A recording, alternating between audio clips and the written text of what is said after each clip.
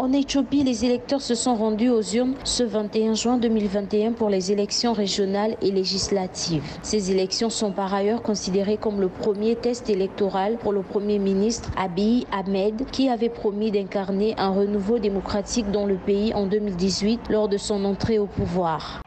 Les élections interviennent dans un contexte de fin des hostilités militaires au Tigré, et raison d'ailleurs pour laquelle la région du Tigré n'a pas été impliquée dans ce scrutin.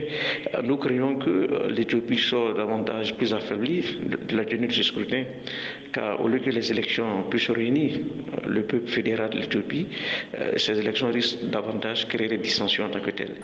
Ces élections, d'abord prévues en août 2020, ont été reportées à 2 reprises en raison de la pandémie du coronavirus, puis des difficultés logistiques et sécuritaires. Des 38 millions d'électeurs enregistrés pour ces élections, plusieurs d'entre eux n'ont toutefois pas pu se rendre aux urnes le 21 juin, le vote n'ayant pas pu se tenir dans un des 547 circonscriptions du pays en raison des violences et des insurrections armées dans certaines zones du pays, notamment au Tigré.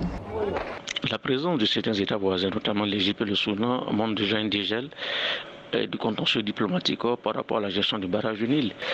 Donc la présence de tels pays peut alors renforcer davantage la coopération bilatérale entre ces 3 États, notamment le Soudan, l'Égypte et l'Éthiopie.